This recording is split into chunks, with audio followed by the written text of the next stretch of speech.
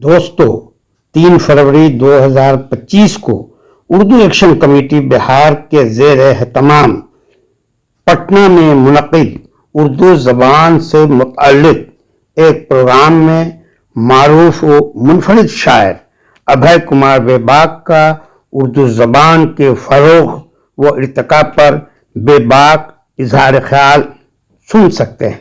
अभय कुमार बेबाक साहब से गुजारिश करता हूँ कि आप तशरीफ़ लाएं। सबसे दिलचस्प गुफ्तगू मैं सच कहूँ तो फ़हीम अख्तर साहब की थी। आप खुद एक हरफन मौला शख्सियत हैं, मैं मुबारकबाद देता हूँ। तेरा मेरा रिश्ता है एक बुलबुला पानी का, लेकिन उर्दू के साथ ये नहीं हो सकता।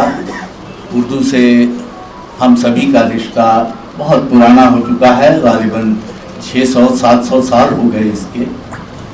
और जो मौजूदा सूरत हाल है उर्दू की और जो इसमें लोग फ़ाल हैं, मैं उनसे केवल यही गुजारिश करूँगा कि जो लोग उर्दू का खाते हैं, वो हम लोग बहैसियत शायर कहीं किसी मुशायरे में शिरकत करते हैं, कुछ मुआवजे की रकम मिलती है तो उतना भर तो हमें उर्दू की खिदमत करनी है। लेकिन जो लोग वाकई उर्दू की तनख्वाह लेते हैं, उनका फ़र्ज़ बनता है और उनका ये अव्वल फरीज़ा है कि वो उर्दू को ज़िंदा रखें। आप ज़रूर उर्दू आपने सीखी और आपकी ज़बान जो है उसने आपको इस मुकाम तक पहुँचाया कि उससे आप अपनी रोज़ी कमा सकते हैं, लेकिन उसकी खिदमत तभी होगी जब आप उसका एक एक पाई का हिसाब दे सकें। और उर्दू एक्शन कमेटी जो जितने लोग बिहार में उर्दू के खिदमत में फ़ाल हैं, मेरे ख्याल में उनका एहतसाब करती होगी और उनका एहतसाब होना चाहिए। जो अखाड़ों में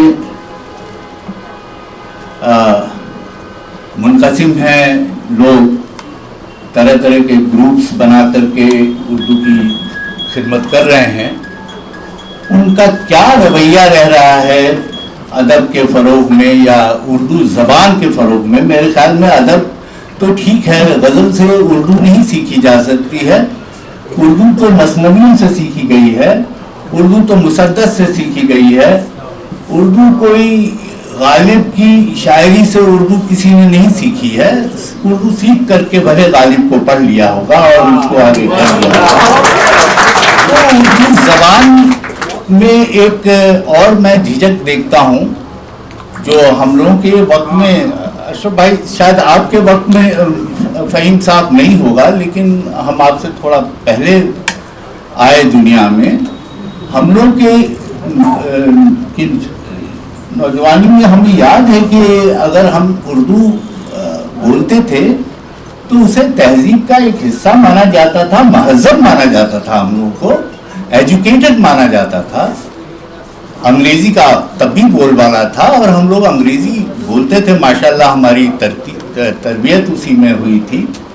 लेकिन इसके बावजूद उर्दू बोलने पर भी लोग खुश होते थे, कहते थे भाई क्या महज़ब शख्स है ये। लेकिन आज हम उर्दू बोलने में झिझकते हैं और मैं ख़ासतौर पर बिहार में देखता हूँ कि मैं आम बोलचाल की गुफ्तगू उर्दू नहीं है।